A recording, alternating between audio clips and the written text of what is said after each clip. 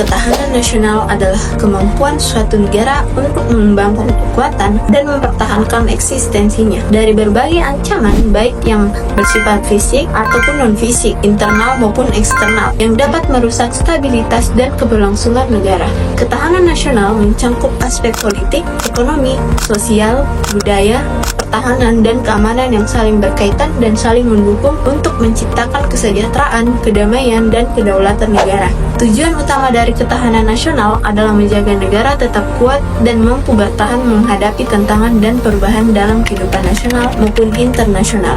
Menurut Lemhanas, ketahanan nasional merupakan kondisi dinamika suatu bangsa berisi keuletan dan ketangguhan yang mengandung kemampuan mengembangkan kekuatan nasional dalam menghadapi dan mengatasi segala tantangan, ancaman, hambatan, serta gangguan baik yang datang dari luar maupun dari dalam yang langsung maupun tidak langsung membahayakan integritas, identitas, kelangsungan hidup bangsa dan negara serta perjuangan mengejar tujuan perjuangan nasional.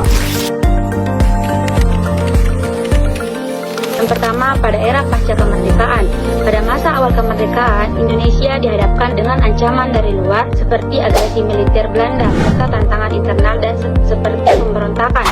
Konsep ketahanan nasional pada masa ini lebih fokus pada ketahanan fisik, yaitu kemampuan untuk mempertahankan wilayah dan kedaulatan melalui kekuatan militer dan diplomasi. Yang kedua, pada era Orde Lama. Pada masa ini, konsep ketahanan nasional mulai berkembang lebih komprehensif. Presiden Soekarno memperkenalkan konsep demokrasi terpimpin. Yang ketiga, era Orde Baru. Pada masa Orde Baru, di bawah pemerintahan Presiden Soeharto, konsep ketahanan nasional diperluas dengan memasukkan aspek yang lebih luas, mencakup bidang politik, ekonomi, sosial budaya, dan pertahanan. Yang keempat, era reformasi. Setelah kejatuhan Orde Baru, Indonesia memasuki era reformasi. Pada periode ini, konsep ketahanan nasional mulai disesuaikan dengan tuntutan globalisasi dan demokratisasi. Yang kelima, ketahanan nasional dalam konteks global.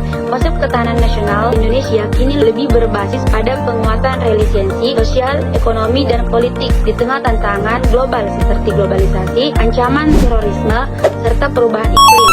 Perkembangan ini mencakup pentingnya diplomasi global dan kerjasama internasional sebagai bagian dari upaya menjaga kedaulatan dan stabilitas negara. Secara keseluruhan, perkembangan konsep ketahanan nasional di Indonesia menunjukkan dinamika yang beradaptasi dengan situasi politik, sosial, dan ekonomi yang terus berubah. Dulu lebih berfokus pada ketahanan fisik dan ideologi, kini ketahanan nasional mencakup aspek yang lebih luas, yang melibatkan kerjasama internasional dan kemampuan adaptasi terhadap tantangan global.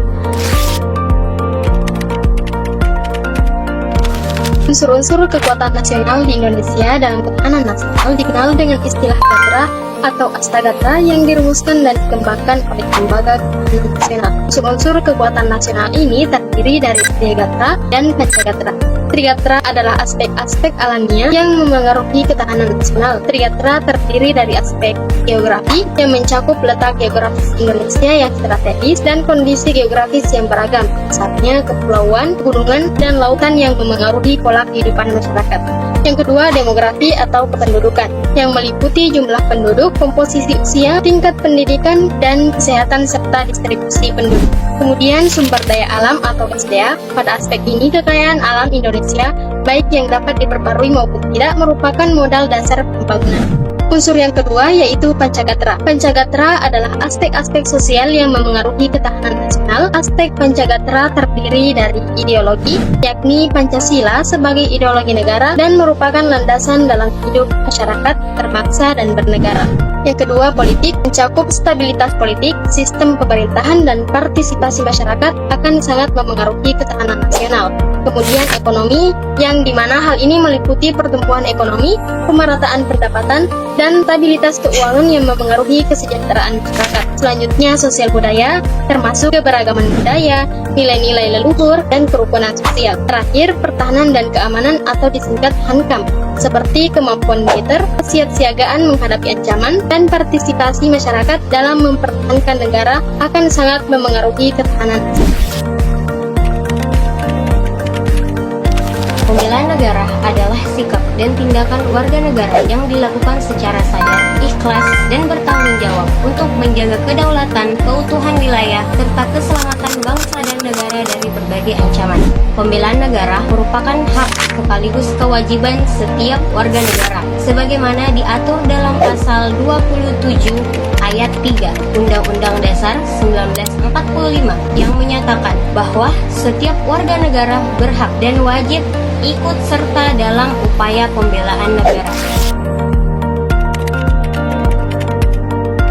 Yang pertama, peran Indonesia dalam mewujudkan perdamaian dunia. Sebagai negara yang merdeka dan berdaulat, Indonesia memiliki tanggung jawab untuk berkontribusi dalam menciptakan dunia yang damai. Hal ini sesuai dengan amanat pembukaan Undang-Undang Dasar 1945 yang menyebutkan bahwa Indonesia ikut serta dalam ketertiban dunia yang berdasarkan kemerdekaan, perdamaian abadi, dan keadilan sosial. Indonesia menerapkan prinsip politik luar negeri bebas aktif, yang berarti bebas tidak memihak negara manapun dalam konflik global. Kemudian aktif, berperan aktif dalam menciptakan perdamaian melalui diplomasi, kerjasama, dan aksi yang nyata. Yang kedua yaitu kontribusi Indonesia dalam perdamaian dunia. Indonesia menunjukkan kepeduliannya terhadap perdamaian dunia melalui berbagai cara seperti yang pertama, Gerakan Non-Blok atau GNB. Indonesia merupakan salah satu pendiri Gerakan Non-Blok pada tahun 1961 yang bertujuan untuk negara-negara berkembang agar tidak terlibat perang dingin antara blok barat yang dipimpin oleh Amerika Serikat dan blok timur yang dipimpin oleh Uni Soviet.